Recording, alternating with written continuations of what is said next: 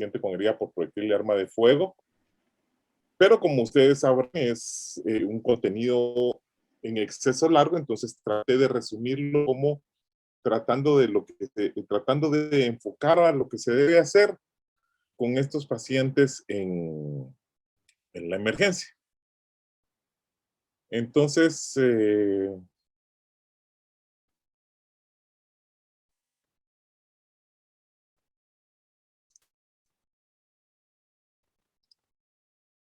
esto es un video que ya es algo viejito, pero que me encanta, porque se ve la actividad de los residentes de cirugía del Hospital General atendiendo a un paciente que, como ustedes verán, va en estado crítico y subido a sala de operaciones, pues tratando de darle a este señor lo mejor que sea posible. Cuando nosotros hablamos del enfoque del paciente por herida por proyectil de arma de fuego, creo que debemos enfocarnos a las diferentes partes que tiene el cuerpo humano: cabeza y cuello, tórax, abdomen y miembros. Nosotros vamos a abordar un poco de lo que es cuello, tórax y región tóraco-abdominal, que es esa parte intermedia de entre el tórax y el abdomen, para no aburrirlos también con tantos terminología y con tantas cosas. Vamos a empezar a hablar de trauma de cuello porque yo tengo entendido de que ustedes ya inclusive estuvieron en todo lo que es el trauma craneoencefálico, por lo que no voy a detenerme a esa parte. Estas son imágenes que nosotros vemos a diario en el hospital y creo que ustedes también. Y tenemos que estar claro en los siguientes preceptos. Uno, primero, que todo trauma de cuello, independientemente de la etiología, es potencialmente peligroso para la vida. Sin embargo, también tenemos que saber que el mecanismo de acción, el tipo de lesión que presenta el paciente y el tiempo transcurrido para hacer el diagnóstico y proporcionar el tratamiento va a determinar el grado de morbimortalidad de ese paciente. Y las heridas por proyectil de arma de fuego, sin duda alguna, son de las patologías que más daño pueden causar como mecanismo de acción. Y si a eso le sumamos que a veces el tiempo de transporte de nuestros pacientes no es el más rápido del mundo, y el paciente tiene lesión vascular, para poner un ejemplo, pues el pronóstico de este tipo de lesiones y de este tipo de pacientes pues no es el mejor. Vamos a hacer un pequeño recordatorio anatómico diciendo que aclarando los límites del cuello. Y vamos a ver que en la región superior, el cuello está en todo el borde inferior de la mandíbula y después asciende hasta llegar a la protuberancia occipital externa, y ese es el límite superior del cuello, mientras que el límite inferior va a ser de la región central en el borde superior del manubrio del esternón, en la fisura yugular, va a ir en todo el borde superior de las clavículas hasta llegar al acromio, y de ahí va a ser una línea trazada entre el acromio y el proceso espinoso de la séptima vértebra cervical. Y a eso es esa región que es el intermedio entre la cabeza y el tórax, es a lo que nosotros vamos a conocer con el nombre. Resulta que, como todos ustedes sabrán, existe una serie de definiciones anatómicas entre los límites a nivel de estructuras triangulares en el cuello. Sin embargo, por allá por el año de 1966, en la ciudad de Nueva York, un cirujano de apellido Monzón, pues trató de dividir las lesiones de cuello o las regiones del cuello en tres grandes regiones. Me voy a permitir adelantar un momentito esto, disculpen, y describió esto que ustedes ven en pantalla ahorita. Describió la zona 1, la zona 2 y la zona 3 del cuello, diciendo que la zona 1 era toda la región, desde el primer desde la primera espacio intercostal, en la primera costilla, hasta la clavícula, la zona 2, la clavícula, hasta el borde de la mandíbula y la zona 3 del borde de la mandíbula a la base del cráneo. Y estas fueron las tres grandes zonas que permitieron básicamente hacer toda una división de estructuras, ¿verdad? Sin embargo, pues con el tiempo esto fue cambiando y se dividió a las tres zonas que son las que actualmente van a permitir decir que el cuello está compartimentado, y para su estudio se ha podido universalizar estas tres. Uno va básicamente de las partículas a el cartílago cricoides, la zona 2 va del cartílago cricoides a el ángulo de la mandíbula, y la zona 3 va del ángulo de la mandíbula a la base del cráneo. Como nosotros podemos ver, estas zonas definitivamente van a tener distintos órganos dentro de su contenido. Vamos a ver que, por ejemplo, la zona 1 es una zona de transición entre el tórax y el cuello. Y entonces vamos a encontrar estructuras que entran y salen del tórax, mientras que la zona 3 es una zona de transición con la cabeza. Entonces, generalmente, la zona 1 es abordada por los cirujanos a través del tórax, y la zona 3 a través de los neurocirujanos, que son los encargados de muchas veces tratar de dar este tipo de pacientes en estas zonas. Aquí vemos nosotros prácticamente una serie de imágenes donde podemos ver la zona 1 con una herida por proyectil de arma de fuego en el nivel central. Después vemos en la parte superior del lado derecho la zona 2, también arma de fuego. Y por último, en la zona 3, retroauricular, está también una herida por proyectil de arma de fuego que afecta básicamente la base del cráneo. Aquí es importante mencionarles que muchas veces las estructuras de la zona 1, como les decía, se abordan como si fueran lesiones de tórax, y las de zona 3 como que si fueran lesiones neuroquirúrgicas.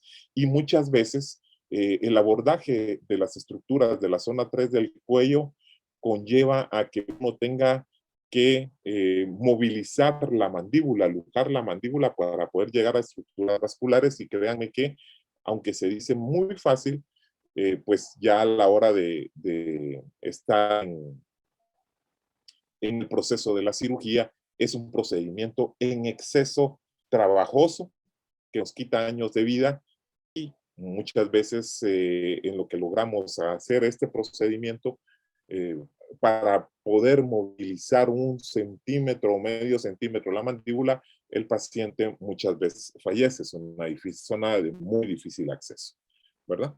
Entonces, acá vemos nosotros que afortunadamente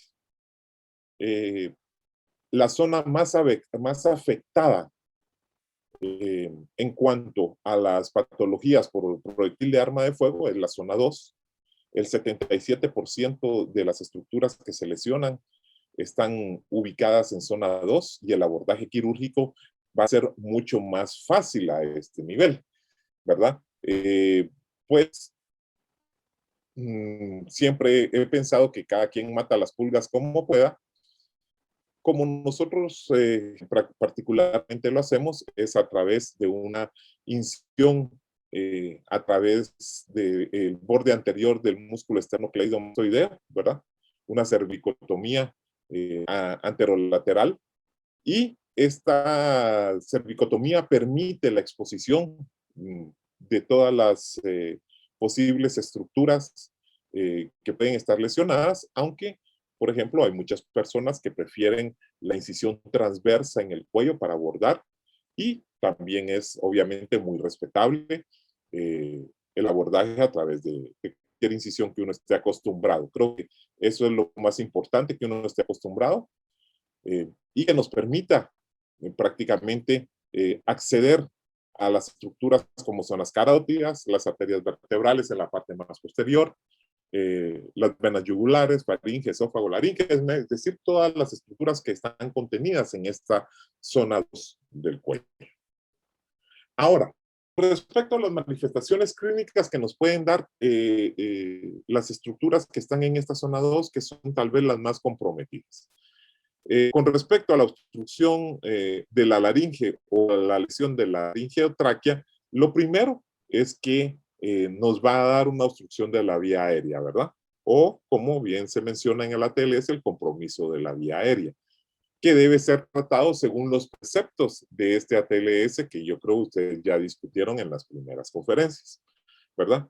Puede presentar con un paciente con enfisema subcutáneo que de acuerdo al grado de lesión que pueda presentarse, puede ser localizado en el cuello o bien haberse expandido directamente, si la lesión es muy grande, hacia cara o tórax.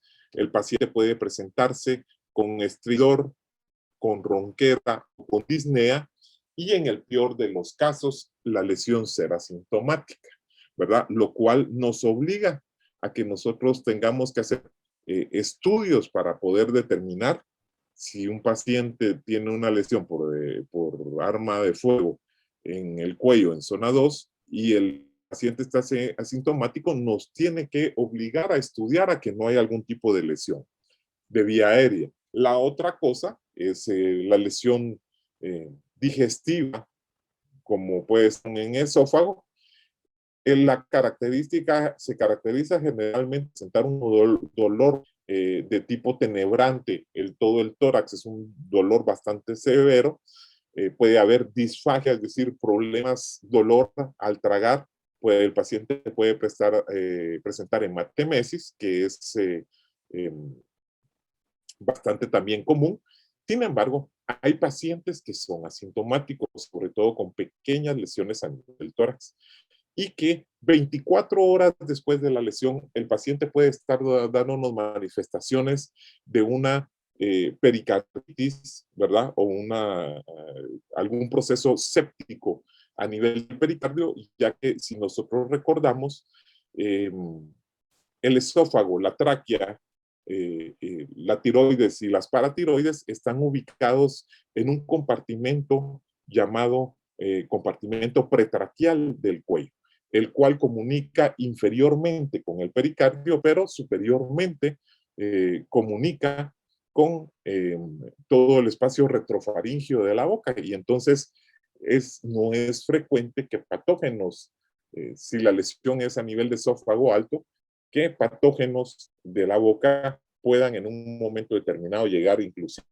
al pericardio y dar sintomatología, como les digo, a las 24 horas, lo cual realmente es muy mal pronóstico para el paciente. Y en las lesiones que he visto que han sido inadvertidas en el hospital o que han sido referidas de otros hospitales, estos pacientes, a pesar de todo el esfuerzo, muchas veces fallecen porque la sepsis, como les decía, es algo importantísimo, sobre todo por el tipo de patógenos que lo provoca. Las lesiones vasculares tal vez son las más temidas en este tipo de lesiones en la zona 2 del cuello, o las lesiones en cualquiera de las zonas, ¿verdad? Y se van a caracterizar por siempre presentar una hemorragia activa. Sin embargo, la hemorragia activa en el cuello tiene una característica que es importante. Creo que también lo vieron en la TLS, es que las hemorragias se pueden dividir en comprensibles y no compresibles. Compresibles son todas aquellas hemorragias que al hacer cierta presión con la mano o a través de una compresa, podemos disminuir el flujo de sangre que está yéndose hacia la lesión.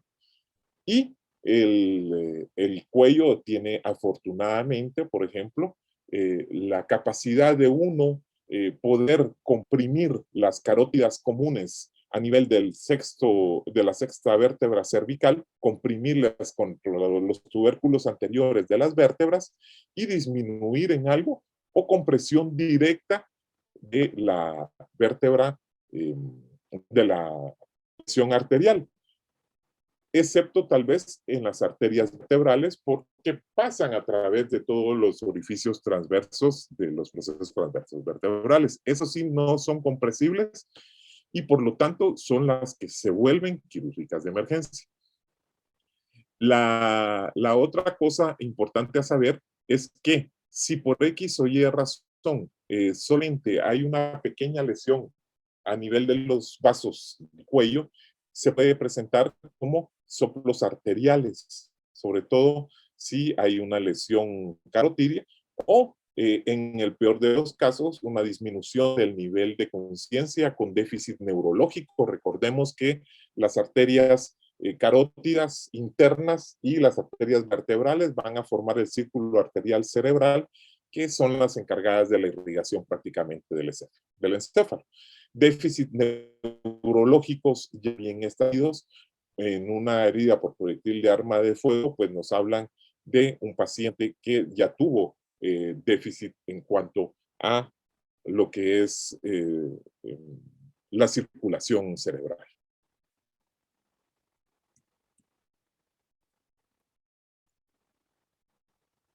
Perdón. Ahora, ¿qué tenemos que hacer para nosotros poder determinar este tipo de lesiones, por ejemplo? ¿Verdad?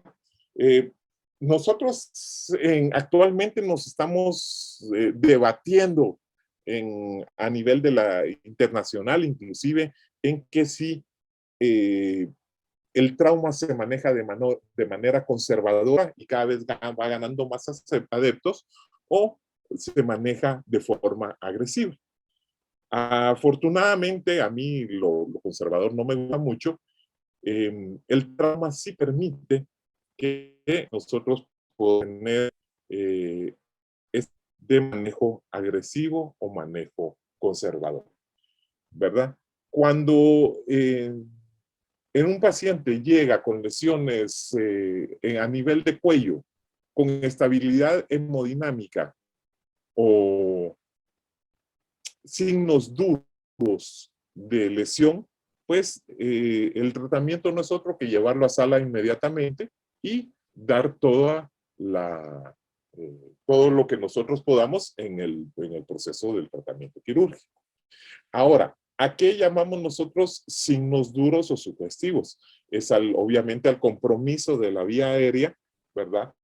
A enfisema subcutáneo masivo, a burbujeo por la herida, a los hematomas pulsátiles en expansión, a la hemorragia activa, al choque, al déficit neurológico o a la matemesis.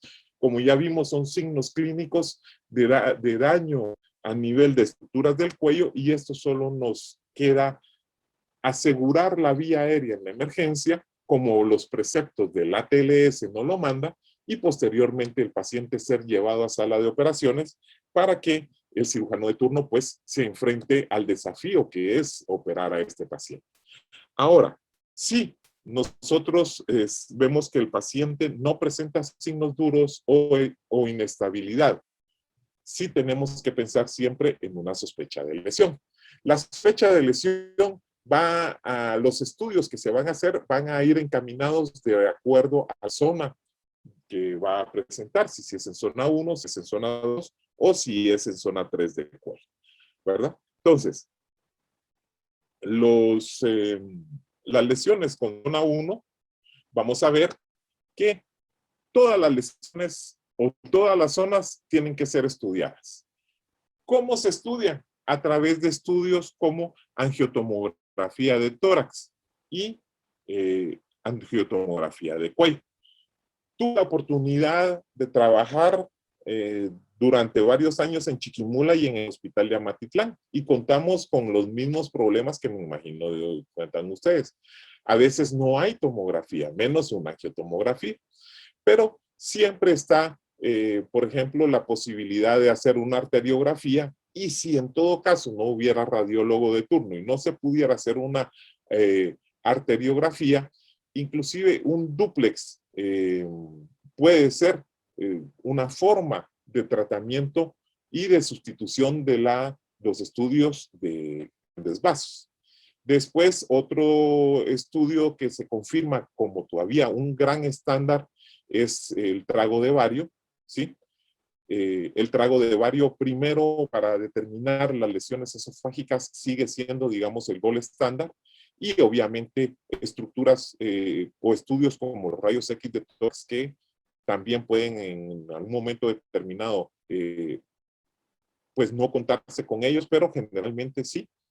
Y, por ejemplo, la broncoscopía, que es un estudio tan difícil, nosotros a veces la hemos sustituido con estudios de reconstrucción digital a través de las angiotomografías y nos dan una visión clara de si puede existir o no lesión a nivel de la vía aérea, ¿verdad? Sobre todo de la tráquea. Bueno, entonces, si los estudios dan positivos, si cualquiera de estos estudios evidencia que el paciente presenta una lesión, pues es así de sencillo. Todos los pacientes son llevados a sala de operaciones y abordados quirúrgicamente. Si el paciente no o se descarta las lesiones, pues es observado durante 48 horas y después puede ser dado de egreso. Esto es avalado por cualquier protocolo actual de trauma de cuello y generalmente es lo que hacemos en el hospital. Y la verdad es que nos ha ido bastante bien con esto. Después continuamos con que, por ejemplo, esta es una imagen que es característica de un paciente. Si ustedes son observadores, van a darse cuenta que tiene una herida en zona 2 del cuello que entra en el lado izquierdo y sale en el lado que entra en el lado derecho y tiene sin orificio de salida del lado izquierdo.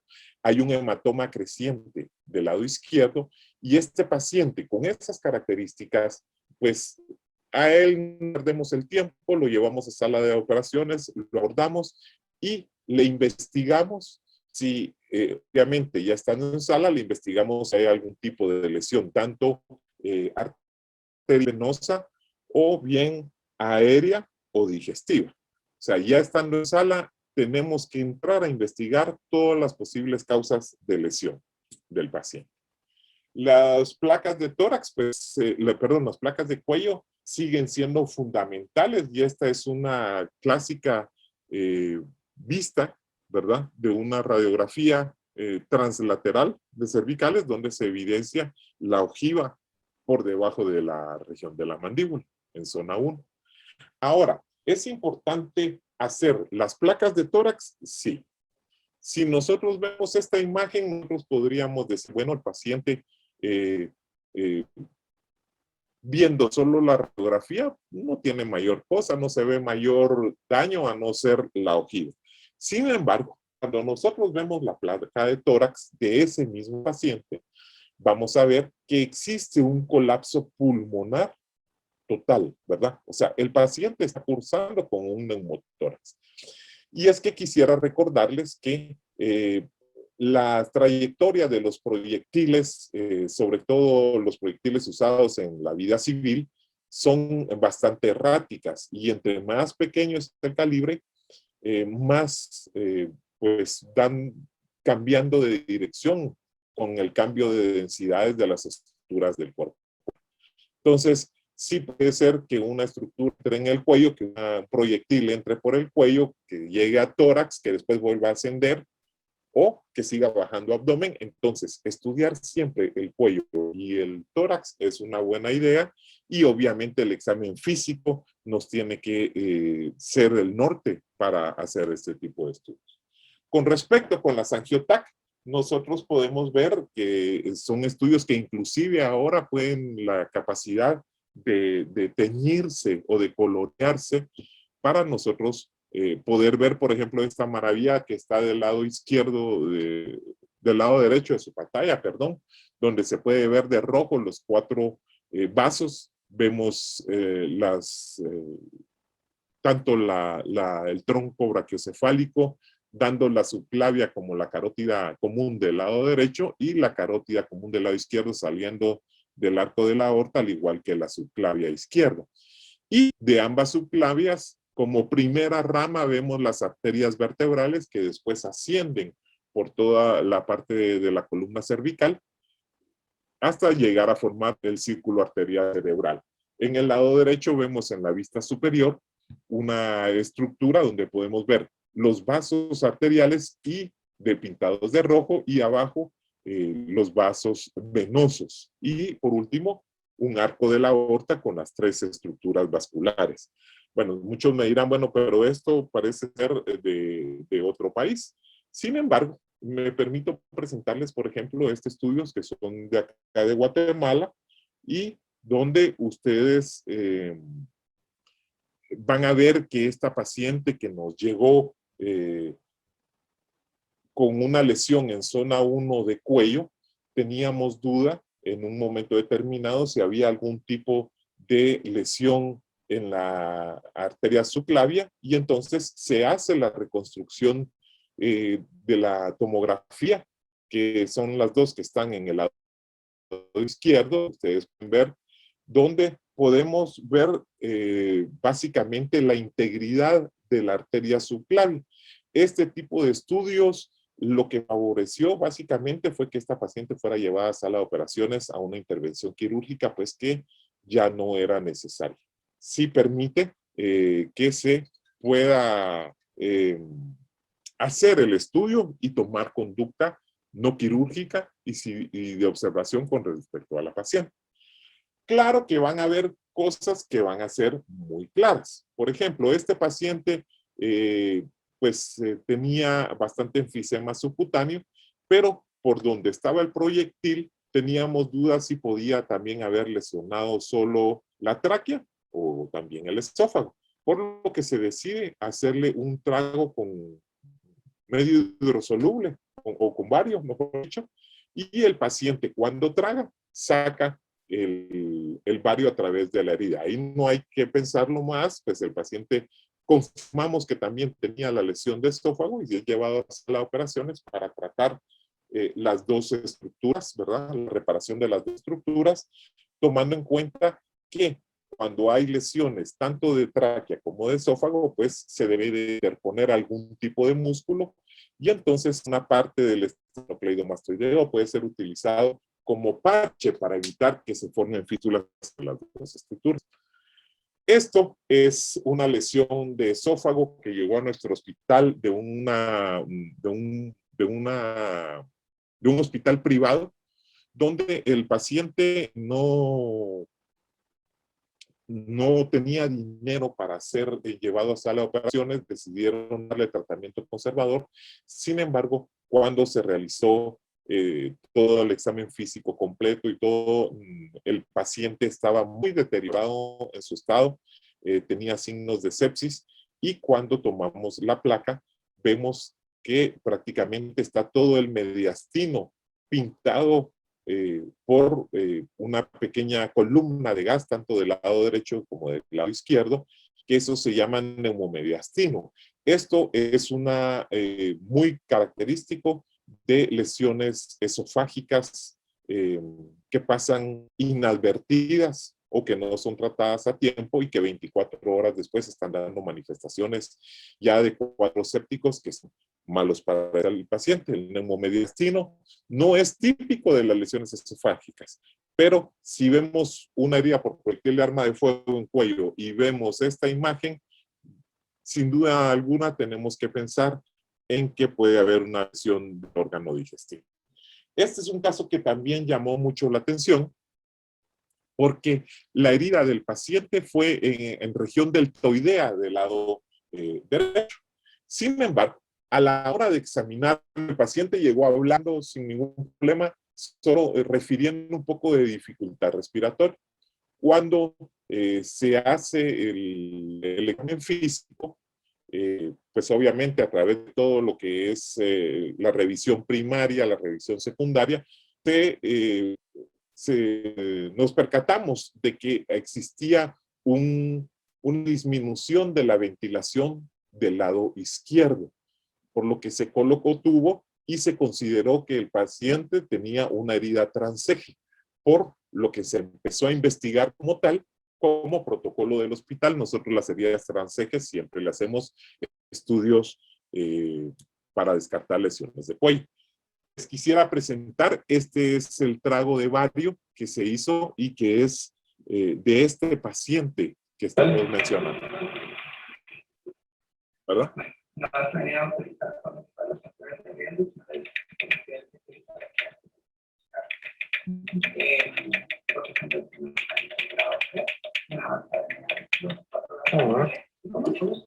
Ustedes pueden ver, hay una fuga del medio de contraste, tanto de las estructuras a nivel del esófago cervical, ¿verdad?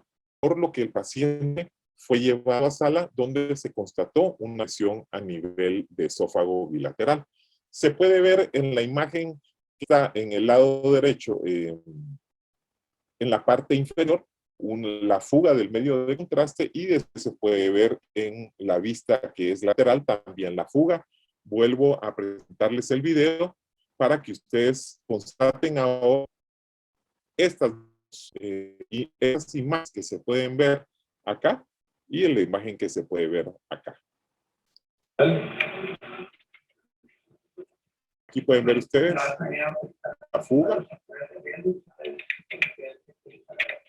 y acá pueden ver la fuga.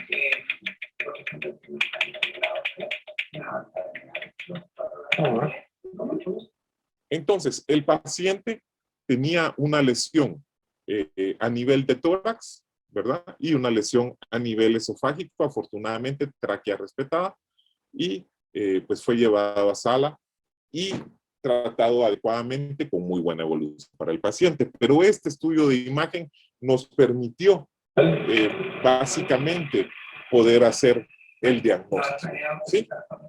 Bueno, ahora, aquí es importante, perdón, hacer énfasis en algo.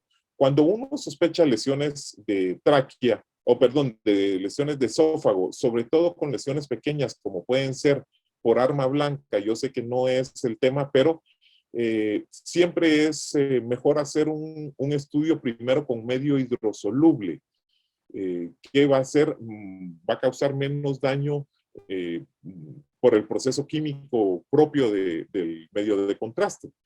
Sin embargo, el medio hidrosoluble es mucho más denso que el bario, entonces si la lesión es muy pequeña puede no salir.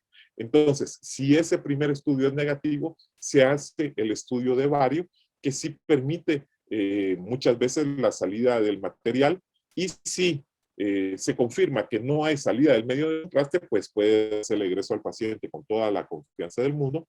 Sin embargo, si en el bario evidencia salida del medio de contraste, pues el paciente tiene que ser llevado a sala de operación o referido a un lugar donde ustedes puedan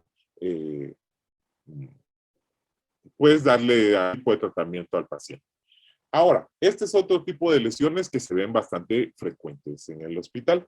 Es las lesiones por heridas en tórax, ¿sí? Obviamente estas lesiones muchas veces por todos los órganos que están, recordemos que el tórax está prácticamente dividido en 3 compartimentos, 2 laterales que son los pulmones y uno central que es el mediastino. Y que en el mediastino existen estructuras como el corazón, grandes vasos, y entonces cualquier lesión que provoque daño a nivel de esos 3 compartimentos puede dar con la vida del paciente.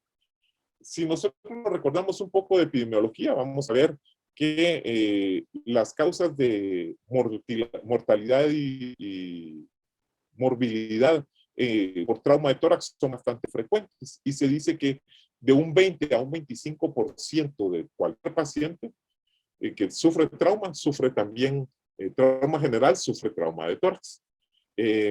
En el caso del politraumatismo, por ejemplo, el trauma cerrado, el 60% de los pacientes presentan algún grado de lesión en tórax, ¿verdad? Que recuérdense que esto puede ser desde solo una costilla hasta lesiones realmente devastadoras o que causen la muerte. Otra cosa importante de recordar es que el 85% de las lesiones de tórax se pueden tratar, si ustedes quieren así llamarlo, conservadoramente, a través de la colocación de un tubo de toracostomía. Y aquí acordémonos que hay 3 preceptos fundamentales, que es una adecuada ventilación o soporte ventilatorio, la analgesia y la colocación de un tubo de toracostomía va a salvarnos de operar a un paciente en el 85% de las veces, ¿verdad? Y que también generalmente las muertes cuando está incluido el tórax se deben a lesiones en vía aérea, ¿verdad? A obstrucciones, sobre todo de vía aérea, o a procesos como el hemoneumotórax no resueltos o hemotórax o neumotórax no resueltos como tal. Seguimos adelante. Entonces, el trauma de tórax, generalmente nosotros vamos a ver que cuando hablamos de trauma de tórax por heridas, por proyectil de arma de fuego, existen lesiones que son potencialmente riesgosas para la vida y otras definitivamente, si no son tratadas inmediatamente, llevan a la defunción del paciente. Las que son potenciales para el riesgo de la vida son el neumotórax simple, la ruptura diafragmática, la perforación esofágica. Y vimos que puede hasta 24 horas ser inadvertida una lesión esofágica. Sin embargo, algo afortunadamente, las lesiones de esófago en tórax son extremadamente raras y se dice que hasta el 0.1% de los pacientes con herida por proyectil de trauma de proyectil de arma de fuego sufren perforación esofágica. Ahora, la ruptura diafragmática y el neumotórax simple sí son bastante comunes, aunque el neumotórax generalmente es más frecuente en las heridas por arma blanca y no tanto como por bala. Las lesiones que son de tratamiento inmediato, vamos a ver la obstrucción de la vía aérea, y por eso es que siempre se sigue con los preceptos del ATLS como A, vía aérea permeable, y cuidado de la columna cervical, como la base para el tratamiento de todo paciente politraumatizado. Después existen lesiones debido a taponamiento cardíaco, neumotórax a tensión o hemotórax masivo, que vamos a ver si uno no las trata, pues pueden dar al traste con la vida del paciente.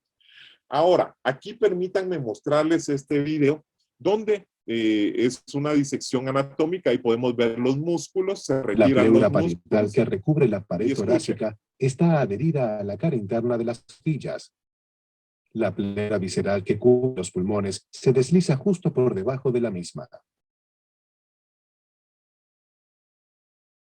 Cuando se funciona la pleura parietal, se rompe el sello entre esta y el pulmón. El pulmón, que ya no está siendo atraído hacia afuera, colapsa mientras el aire entra en la cavidad pleural. Aquí, en una disección abierta, reproducimos el mismo acontecimiento, el colapso de los pulmones al dejar de inflarlos. Ahora, algo que es importante mencionar es que ese colapso, si se queda solamente con gas, es un neumotórax. Sin embargo, si ese colapso se va llenando de sangre, es un hemotórax. Y recordemos que en solo un espacio pulmonar cabe el 100% del el volumen circulante de sangre. Por lo tanto, un hemotórax masivo es una patología que nos hace, obviamente, poner en riesgo la vida del paciente inmediatamente por un choque. Ahora, ¿por qué se da un hemotórax masivo? O sea, más de 1500 cc en la cavidad pleural. Generalmente por lesión de las arterias intercostales. Si nosotros recordamos un poco nuestra anatomía, vamos a ver que las arterias intercostales son resultado se originan tanto las posteriores de la aorta y las anteriores de la arteria torácica interna y se anastomosan en su trayecto a través de todo la costilla. Después, lesiones de las arterias torácicas internas también pueden ser importantísimas, sobre todo porque con paralelos al esternón y es un sitio bastante frecuente de la entrada o salida de los proyectiles, ¿verdad? Si se ve afectados los cilios y obviamente si hay una herida cardíaca, todo eso nos puede dar una hemorragia que es persistente y lesiones estructurales abdominales, si el diafragma está afectado, también nos pueden favorecer que vaya sangre a la cavidad pleural. Y aquí es importante recordarles algo. si se recuerdan, habíamos dicho que habían lesiones que eran compresibles y no compresibles. Las lesiones en tórax son lesiones no compresibles. Es más, ustedes pueden presionar lo que quieran, que sí está dando una torácica interna que antes se conocía con el nombre de mamaria interna, nunca van a poder parar esa hemorragia hasta que no lleven el paciente a sala y hagan un control quirúrgico del mismo. O si hubo una lesión de los vasos intercostales, también es incompresible, o sea, no se puede comprimir y debe ser el paciente llevado a sala para el tratamiento adecuado. ¿Sí? Estas son las lesiones a nivel de los cilios. Recuerden ustedes que tiene la peculiaridad los cilios de que van a haber tanto estructuras arteriales como venosas importantes en los mismos y obviamente las lesiones de herida cardíaca y de diafragma que se ve acá las dos estructuras van a ser causas de hemorragias activas. Ahora, este tipo de lesiones, tanto el hemotórax como el neumotórax, son lesiones que deben hacerse o deben hacerse diagnósticos clínicos en el momento de la evaluación primaria del paciente. Cuando ustedes ven este tipo de imágenes como las que les estoy presentando, lo que pasa es que son errores diagnósticos del hospital, ¿verdad? Me duele decirlo, pero son errores diagnósticos, porque la clínica debería darnos todos los instrumentos para poder hacer el diagnóstico y empezar a darle tratamiento a estos pacientes. En el caso del neumotórax, atención, nosotros podemos detectarlo y tratarlo a través de una colocación de un tubo intercostal, al igual que un neumotórax simple, y evitar la muerte del paciente. Y en el caso de los hemotórax, pues generalmente, como ya habíamos hablado, en el 85% de los casos, la colocación del tubo es suficiente. Sin embargo, si como en este caso hay más de 1500 cc de sangre, pues también la colocación del tubo nos va a permitir un tratamiento inicial, darnos cuenta de que es un hemotórax masivo y de que el paciente debe ser llevado a sala de operaciones lo antes posible, ¿verdad? Entonces, esto es una guía de hemotórax oculto que salió en la revista del Journal de Trauma en el año 2011, pero sigue siendo válida y sigue siendo, pues, útil hasta el momento. Todos los hemotórax, independientemente del tamaño, deben ser tratados y esto se debe a que neumotórax pequeños siempre van a provocar procesos infecciosos si no son tratados. Entonces, todo hemotórax, independientemente del tamaño que sea, se le debe colocar un tubo y debe empezarse con terapia respiratoria para ser tratado adecuadamente, ¿verdad? El drenaje inicial de todo hemotórax debe ser a través de un tubo de toracostomía. Como les decía, si el tubo da menos de 1500 cc, pues el paciente queda tranquilo con su tubo hasta que deje de drenar. Vamos a hablar más adelante de los criterios que utilizamos para retirar los tubos. Después, la otra cosa es que si nosotros detectamos un hemotórax retenido, es decir, que a pesar de la colocación del tubo se sigue viendo la imagen del hemotórax, aunque sea muy pequeña, ese hemotórax se conoce con el nombre de hemotórax retenido y debe ser tratado dentro de los 3 a los 7 primeros días. Lo que las guías mencionan es que es la videolaparoscopía asistida o videotoracoscopía, sería mejor dicho, asistida, que va a disminuir el riesgo de infección y que va a favorecer la evolución del paciente. Sin embargo, si no se cuenta con el equipo adecuado o con el cirujano que tenga experiencia, pues lo mejor es mandarlo a un hospital de referencia y que un cirujano de tórax sea el encargado del tratamiento, ¿verdad? La clínica del paciente debe ser la indicación primaria para decidir intervención quirúrgica. A esto me refiero a que generalmente hay pacientes que llegan de centros de salud, de hospitales, sobre todo privados en las afueras de Ciudad de Guatemala, donde sufrieron una herida por proyectil de arma de fuego y llevan 48 horas. Como el paciente no mejora, lo mandan al hospital y encontramos hemotórax de más de 1500, fácil 2000 cc de sangre.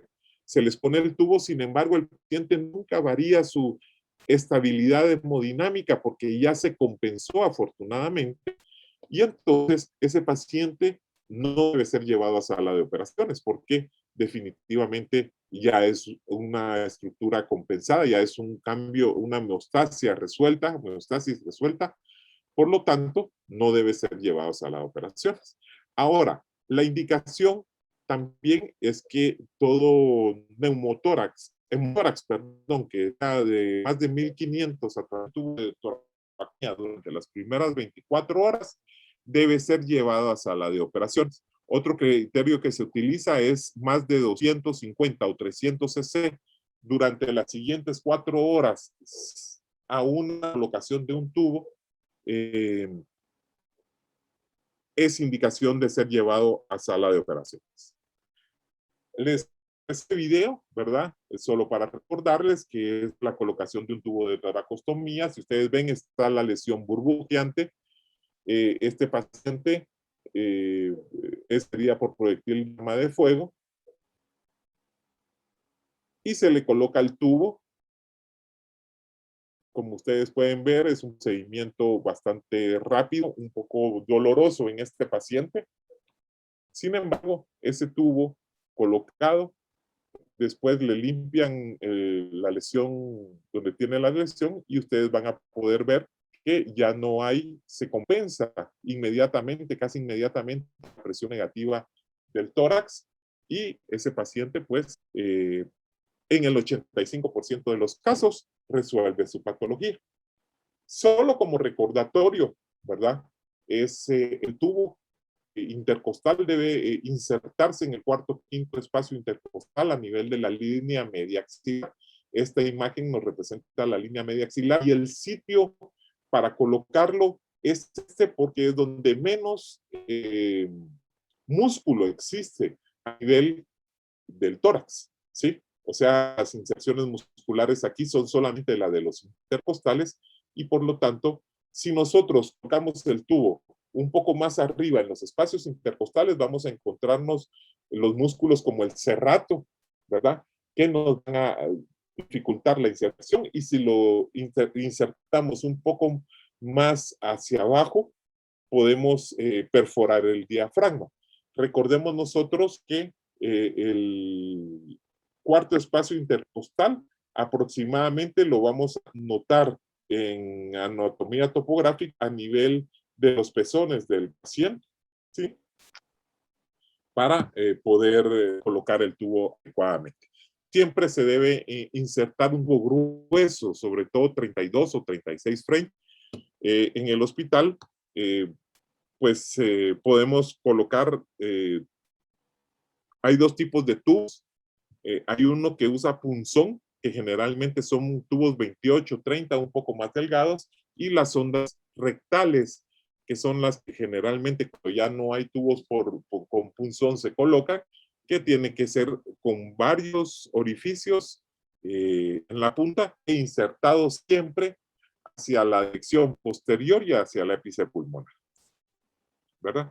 Hay que tener mucho cuidado. El tubo siempre se inserta en el borde superior de la costilla inferior del espacio intercostal. Porque si nosotros hacemos también un recordatorio anatómico, vamos a ver que en el borde inferior de la costilla superior, como se ve en esta imagen, está ¿cómo se llama? El paquete vasculonervioso. Y entonces, una lesión al paquete vasculonervioso principal, sobre todo a la arteria intercostal, puede ser motivo de ¿cómo se llama?, de tener que realizar una toracotomía de emergencia. Generalmente las lesiones en el pulmón drenan o paran espontáneamente de sangrar, mientras que las lesiones de los vasos, de las arterias, son, como les mencioné anteriormente, activas y generalmente se necesita de un proceso quirúrgico para poder controlarlas adecuadamente. Esta es la forma de inserción del tubo. Nosotros siempre preferimos hacer un espacio intercostal abajo, es decir, si lo vamos a insertar en el cuarto espacio intercostal, por ser un tórax, hacemos la incisión en el quinto espacio y ascendemos con un túnel a través del cuarto espacio y buscamos siempre el borde superior de la costilla inferior, como se puede ver en esta imagen. Ahora, ¿qué hacemos con el 15% restante? Generalmente este 15% restante son los pacientes que necesitan toracotomía de resucitación. Y algunos me van a decir, es que la toracotomía es un procedimiento que no tiene mayor ventaja, pero sí podemos salvarle aproximadamente al 10%, al 15% de los pacientes que le hacemos toracotomías, podemos salvarle la vida. ¿Qué es una toracotomía? Es esto.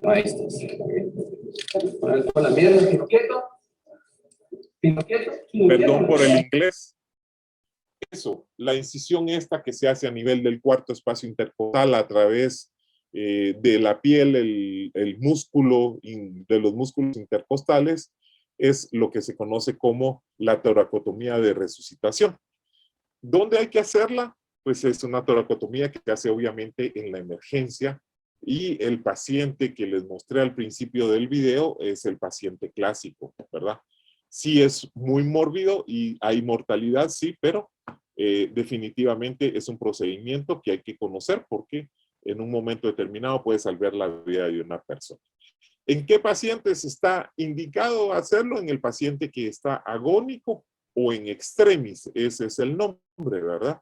Y el propósito es evitar la muerte inminente de la persona. Ahora, aquí hay algo de lo que es un paciente en extremis.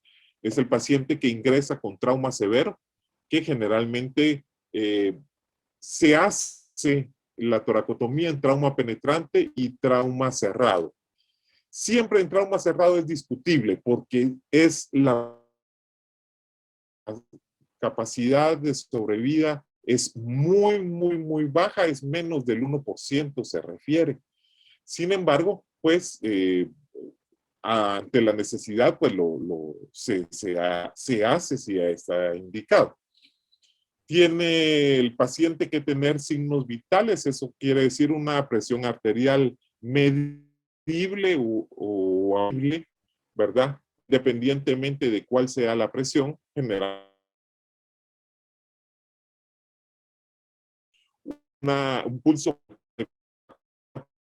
una frecuencia respiratoria de 8 por minuto, o bien que el paciente tenga signos de vida. ¿Qué significa que tenga signos de vida? Que tenga que tenga reactivada la pupila a la luz, cualquier esfuerzo respiratorio que haga el paciente, cualquier respuesta al dolor, o que se cuente con un ultrasonido para hacer un FAST, ¿verdad? Que es el ultrasonido del cirujano y que demuestre la actividad cardíaca del paciente. Entonces, ¿qué aspectos tomar en cuenta para hacer una toracotomía? El mecanismo de la lesión. Hay que saber que en traumas cerrados los resultados son pobres y que obviamente en traumas craneoencefálicos severos está contraindicado, independientemente del mecanismo de la lesión, ¿verdad? Aunque el paciente nos haga paro presencial, si el paciente tiene trauma craneoencefálico severo, la toracotomía está contraindicada porque no van a sacar adelante al paciente y es un gasto de recursos importante. Sobre todo, pues no parece ético hacerlo porque el paciente sabemos que no va a salir adelante. Después, la duración del paro cardiorrespiratorio prehospitalario. Si es en trauma cerrado, se dice que si el paro ocurrió en un tiempo no mayor o en un tiempo mayor a 10 minutos, no se debe realizar toracotomía. Si el trauma es penetrante y hizo paro un tiempo mayor de 15 minutos, también no hay que hacer toracotomía, porque este paciente definitivamente no va a salir, y el tiempo de llegada al hospital, si el paciente ya está recibiendo masaje o maniobras durante más de 10 o 15 minutos, como hemos mencionado, pues tampoco va a salir, y no es indicado, ¿verdad?, hacer la toracotomía. Estas son las contraindicaciones, ¿verdad? No signos de vida luego de un trauma cerrado, no signos de vida en la escena o a más de 15 minutos de resucitación a la llegada de la emergencia, un trauma craneoencefálico severo. Y algo que es importante tener en cuenta es que si no contamos con el equipo necesario, con un buen instrumental, por ejemplo, un finoquieto o una pinza de Satinsky para hacer el pinzamiento de la aorta, pues creo que no es correcto, ¿verdad? O está indicada la realización de la toracotomía. Estos son los objetivos terapéuticos de la misma: el manejo del trauma cardíaco, el control de la hemorragia intratorácica exsanguinante, la oclusión de la aorta torácica, el masaje cardíaco directo, el manejo del embolismo aéreo, y también aquí podríamos decir que el control de la hemorragia extratorácica, sobre todo en cavidad abdominal, también es indicación. Esto es trauma múltiple. Ustedes pueden ver la paciente con una laparotomía, con una toracotomía bilateral, con lesión pulmonar, lesión cardíaca, lesión a nivel abdominal.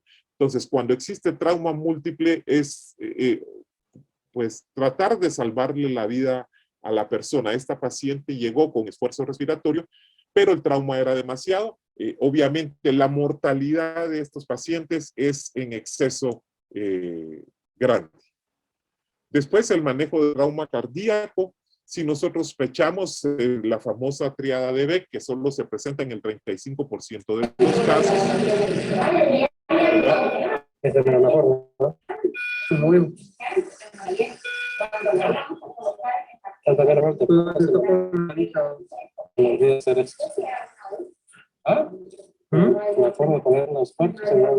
cuando ustedes pueden que el manejo del trauma cardíaco acá es un paciente que afortunadamente se logró resolver. Se me olvida hacer esto.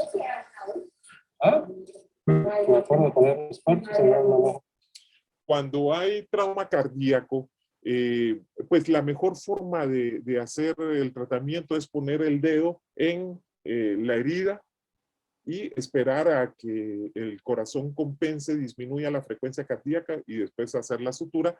Sin embargo, está indicado como se puede ver aquí la colocación de una sonda Foley, inflar el balón y traccionarlo para hacer el control de la hemorragia.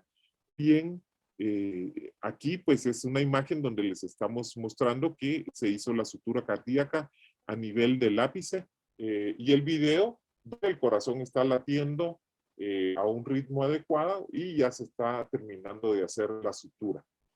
Se hace un diagnóstico clínico rápido, el paciente sale, ¿verdad? Y sale adecuadamente.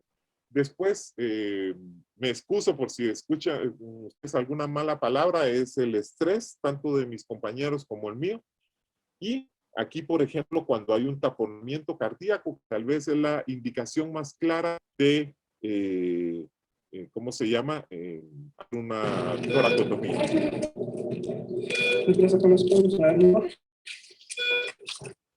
Aquí quisiera yo que todo el mundo se percatara del hematoma inmenso que podemos ver acá, sale del pericardio. Pues anteriormente, hace ya varios años, se pensaba que a través de una punción se podía drenar un taponamiento cardíaco por sangre, porque se decía que la sangre no coagulaba en el pericardio. Sin embargo, esto pues ya se ha desmentido, se forma un coágulo inmenso y que forma el taponamiento cardíaco. Acá se los estamos evidenciando, les pongo nuevamente el video.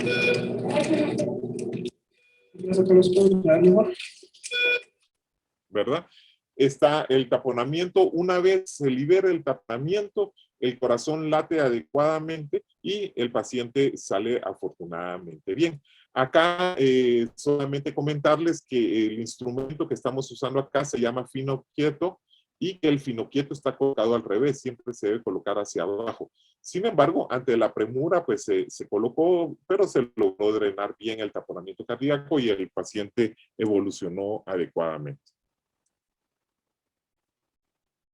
La otra cosa es el clampeamiento aórtico, sobre todo para tratar algún tipo de lesión abdominal.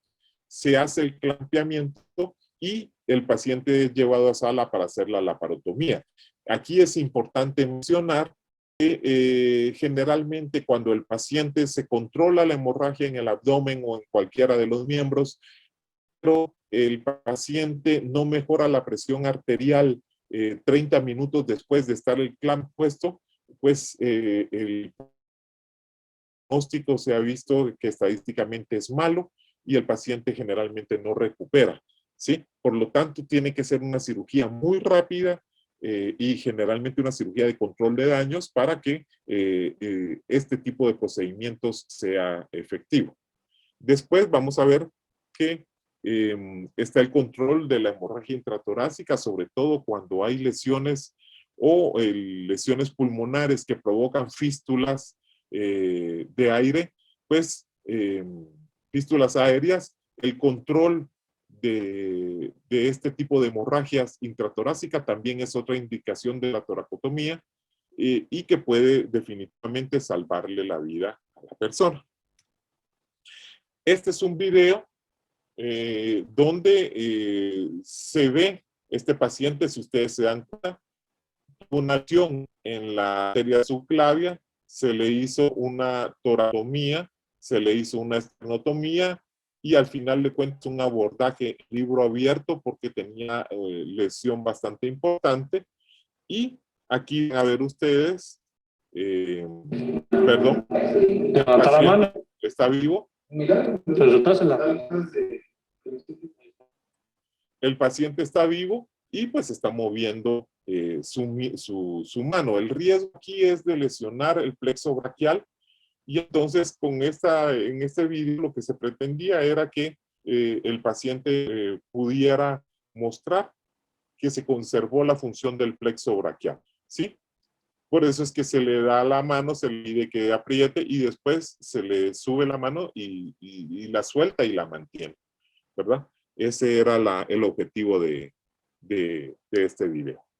Entonces, existe sin duda mucha controversia y muchas personas van a decir que es un procedimiento que es bastante invasivo, que bastante, digamos, mórbido, pero sin duda alguna ustedes están salvando una vida pues, que es algo que no tiene precio. Ya para terminar, vamos a hablar un poquito del trauma de diafragma, porque es una de las estructuras que generalmente pasa inadvertida, ¿verdad? Si nosotros vemos, existe una región en el cuerpo humano que es la toracoabdominal, que es la que está definida por esas dos líneas moradas. Y se llama toracoabdominal porque es en el movimiento ondulante del diafragma. Ustedes van a ver que hay ciertos órganos, como puede ser, por ejemplo, el hígado y el vaso, que son puramente abdominales, que en un momento de la respiración lleguen a estar o parte de ellos o todos dentro del tórax. Así como parte de los pulmones pueden en un momento determinado estar dentro, o no dentro de la cavidad abdominal, pero sí va a descender bastante hacia ella, ¿sí? Entonces, son este tipo de heridas que nos deja dudas, ¿verdad? Y media vez haya una lesión en esta región toracoabdominal por arma de fuego, pues el paciente debería ser estudiado o llevado a sala de operaciones para una evaluación correcta. Aquí vemos que siempre que hay una lesión en diafragma, muy rara vez se presenta sola, ¿sí? Entonces, existe, si ustedes hablan con cirujanos de tórax, le van a decir que el abordaje a través del tórax es mucho más fácil. Si ustedes hablan con cirujanos generales, le van a decir que el abordaje a través del abdomen es mucho más fácil. Lo que sí es cierto es que los pulmones son el órgano más afectado y generalmente cuando hay lesión de diafragma se presenta hemotórax, hemoneumotórax o neumotórax. Y es por eso precisamente que en ocasiones vemos que cuando hay lesión en diafragma, siempre se coloca un tubo intercostal, ¿sí? Porque es raro que no haya lesión de pulmón, sino si hay lesión de diafragma. Está el pericardio y el corazón con 11.6, el hígado igual y el vaso con 6.9, que son órganos que también se ven afectados cuando hay lesión de diafragma. Otra cosa que es importante siempre mencionarles es el trayecto del proyectil. Aquí vemos 3 heridas por proyectil de arma de fuego que son frontales, fueron dadas anteriormente. Y este paciente pues, fue llevado a sala de operaciones inmediatamente, tenía perforación diafragmática, perforación de vísceras abdominales y obviamente perforación del pulmón. Era un paciente de 14 años, miembro de una pandilla que fue agredido por rivales y pues afortunadamente el paciente sí estuvo muy delicado, pero logró salir adelante por el diagnóstico temprano. Existen algunos, por decirlo, criterios de radiografía de tórax que nos pueden ayudar a hacer diagnósticos de diafragma, ¿verdad? Y uno son estos que ustedes les pongo acá, estos 5, que es la prominencia con inmovilidad de mi tórax izquierdo, el desplazamiento a la derecha del área cardíaca, la ausencia del murmullo alveolar del hemitórax izquierdo, la presencia de ruidos hidroaéreos en el hemitórax izquierdo y el timpanismo y percusión, el timpanismo a la percusión en hemitórax izquierdo. Se habla de hemitórax izquierdo porque en el derecho, aunque hay, es mucho más difícil que se produzca una hernia, una herniación del contenido abdominal hacia la cavidad abdominal, hacia la cavidad torácica, por la presencia del hígado como tal. ¿Sí? Sin embargo, todo el hemidiafragma izquierdo, cualquier lesión en el diafragma, sobre todo por ejemplo, proyectil de arma de fuego, va a provocar el neumotórax y que se equiparen las presiones positivas del abdomen y negativas del tórax, se vuelva positiva y entonces el contenido abdominal pasa al contenido torácico y es por eso que generalmente se habla de las hernias postraumáticas del lado izquierdo, aunque como les digo, en el lado derecho también se localiza. Y aquí esto pues es una imagen de la misma revista de trauma, donde nosotros vemos que ellos incluyen la toracoscopía y la laparoscopía como métodos después secundario a una herida en la región toracoabdominal. Ellos hacen toracoscopía o laparoscopía y si es positiva termina en laparotomía para la reparación del diafragma para descartar que no hay alguna perforación de víscera a nivel abdominal y obviamente para una colocación de tubo intercostal o una colocación de tubo en tórax, ¿sí? Nosotros no contamos ni con toracoscopía ni con laparoscopía en la emergencia en los turnos, por lo tanto, lo que hacemos es laparotomías. Y pues ya para terminar, este pequeño video también donde ustedes pueden ver una perforación de diafragma secundario a una herida por proyectil de arma de fuego. Aquí estamos viendo desde el tórax la perforación del diafragma y obviamente perforación hacia la cavidad abdominal. Cuando la lesión por arma de fuego es en abdomen, pues realmente no hay mayor controversia. Nosotros en el hospital seguimos, si es arma de fuego y no estamos convencidos hasta la saciedad que no penetró, todo paciente es llevado a sala de operaciones para una laparotomía porque pues el examen clínico no es fidedigno en las primeras horas y como es por arma de fuego hay que ir a revisar. Mientras que si pues logramos constatar de que no penetró a cavidad, pues al paciente se le da egreso, pero eso es exageradamente raro, les soy franco. Entonces, eso era lo que yo tenía preparado. No sé si tal vez algún comentario de parte de ustedes, a ver cómo tratan ustedes este tipo de heridas. Gracias, doctor Morales. La verdad, un tema bastante importante, ¿verdad? Y pues más en nuestro medio. Entonces, no sé si alguno de los colegas tiene alguna duda para el doctor Morales, algún comentario. Mientras voy a trasladarles el enlace para la inscripción de la conferencia del día de hoy.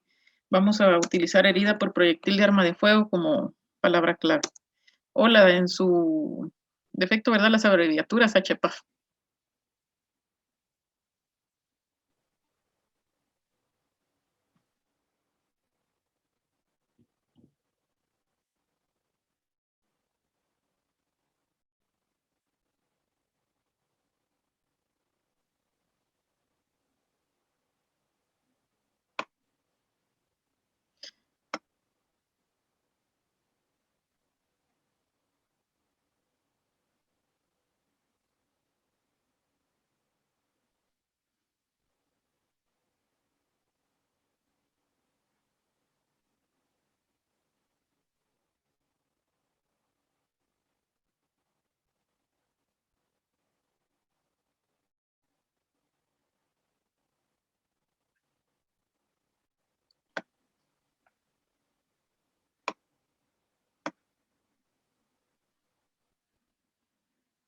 La doctora Maricruz Ariza nos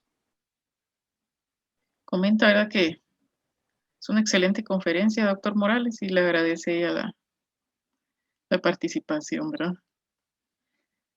Gracias, Maricruz. Saludos. Tengo el honor de conocer a Maricruz desde que estamos en el hospital de interno y externo, efectivamente.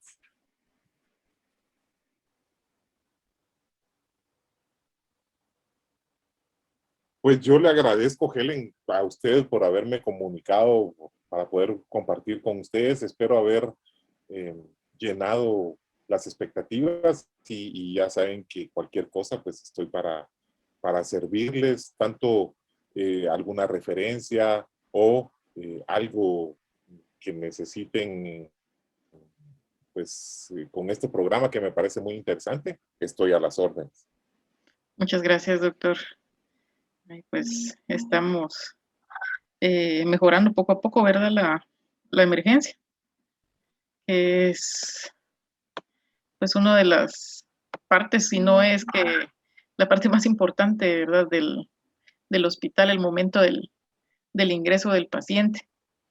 Pues, el doctor Gramajo también nos comenta, Sí. doctor Morales, sus felicitaciones y que fue una excelente. Sí, muchas gracias, maestro. Tenemos Gracias también al maestro. algunos profesionales de la enfermería y profesionales de psicología entre los participantes de las conferencias, doctor. La licenciada Mirna Méndez, ¿verdad? Ella, licenciada en enfermería, nos comenta también, doctor, que fue una excelente ponencia y un muy buen tema hasta para ellas como enfermería, ¿verdad? Recordemos que enfermería le toca un trabajo bastante duro en estos casos. Eso, mire, es un trabajo en equipo, Helen. No se puede hacer sin... No es imposible pensar que uno va a arreglar el mundo solo. Tenemos que ser equipo, desde el personal paramédico hasta la persona que limpia los quirófanos. Todos tenemos la misma importancia porque todos jugamos un papel básico en esto. Pues el doctor Enrique Pérez también nos comenta, doctor, él está pues conectado acá con nosotros, ¿verdad? Excelente conferencia, nos indica él también. Pues, gracias, doctor Pérez. y pues recordarle a todos, ¿verdad? la importancia, y a los médicos que tenemos que aún no han decidido su especialidad o que les interesa también esta especialidad tan importante, ¿verdad? Como es la medicina de emergencias. Pues acá tenemos al doctor Pérez, que es el que está de coordinador en este momento de la medicina de emergencias, ¿verdad? Y el doctor Juan Francisco Morales, una parte importante, creo yo, de la medicina de emergencias que en su momento, desde el momento del inicio en el Hospital General. Entonces, importante la formación de emergenciólogos, y pues esperamos ya en estos años venideros tener el personal, y de hecho quisiéramos también contar nosotros con EPS, ¿verdad? En nuestro hospital, para irnos mejorando poco a poco. Por supuesto, y sobre todo la invitación a que lleguen a hacer la maestría en emergencia, porque créanme que es una maestría nueva y que definitivamente con la conducción del doctor Pérez va a ser un éxito en los hospitales, sobre todo departamentales. Bueno, doctor Morales, le agradezco nuevamente por su Gracias, muy amable. Los conocimientos que nos comparte, ¿verdad? Algo muy importante, no cualquiera lo hace. Es un agradecimiento importante, doctor, y esperamos pues continuar con su presencia acá con nosotros, ¿verdad? Por supuesto. Ahí vamos a estar, Helen, molestándolo. Gracias, doctor. Le agradezco. Gracias, mucho. buenas tardes a todos, buenas noches a todos. Nos vemos. Feliz noche, doctor. Buenas noches. Buenas noches, gracias. Bueno. Doctor Manrique. Buenas noches a todos, compañeros. Felicitaciones al doctor de la charla. Gracias, doctor Sánchez.